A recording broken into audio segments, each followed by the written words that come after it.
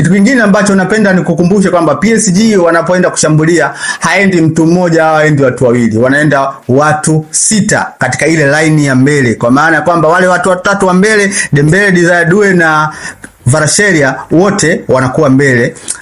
Mabeki wa pembeni Nuno Mendes pamoja na Hakimi pia nao wanapanda kwa mbele. Wanakuwa ngapi hao? Wanakuwa 5. Anaongezeka na kiungo mmoja, either Fabian Ruiz au Joao Neves.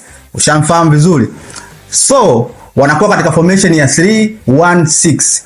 Kuna watu watatu nyuma ambao ndio kama defense, alafu katikati yao kuna mtu mmoja, alafu mbele kutakuwa kuna watu 6.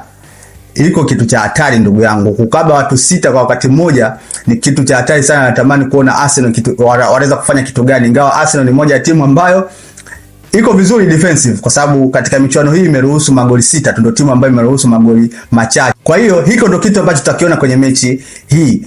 Watakuwa watu 6, 1, 3 kwenye build up. Kwa kitu cha faida katika formation hii kwa PSG ni kwamba wana commit watu mbele, watu wengi wanaweza kufanya madhara kwenye lango la Arsenal. Lakini hasara ya kitu hiki ni kubwa sana. Tunarudi pale. High risk, high reward. High risk, unaweza kupata madhara makubwa sana hao wakiwa watu 6 mbele. Kwa maana mkipoteza mpira, PSG wanapopoteza mpira, hapa katikati kuna mtu mmoja, hiyo bado ni weakness kubwa sana. Kwa hiyo Arsenal watakapopata mpira kwenye zone yao, hapo katikati kutakuwa kuna mtu mmoja. Kwa hiyo kwenye transition kutakuwa kuna kiungo mmoja ambaye anatakiwa azuie Arsenal kwenda mbele. Hilo ni tatizo. Kwa hiyo Arsenal wanaweza kutumia hiyo weakness kwenda mbele. Weakness ya pili ni kwamba hawa mafullback watakuwa wote mbele. Kwa hiyo bado kutakuwa kuna space hapa nyuma. Ushamfahamu vizuri. Kwa hiyo hiko ni moja ya kitu ambacho Arsenal wanaweza kutumia kwenye mechi hii kuweza kuwafunga PSG. Ingawa makocha bado wana akili sana. Sisi tunaongea hapa kwa sababu ya experience ya mechi zilizopita.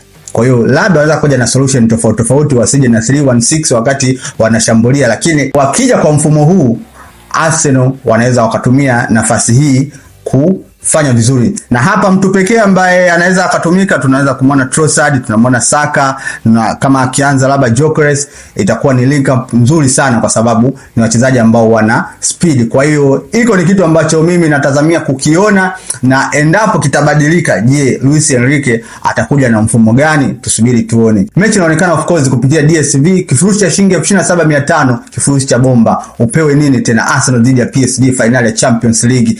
Walete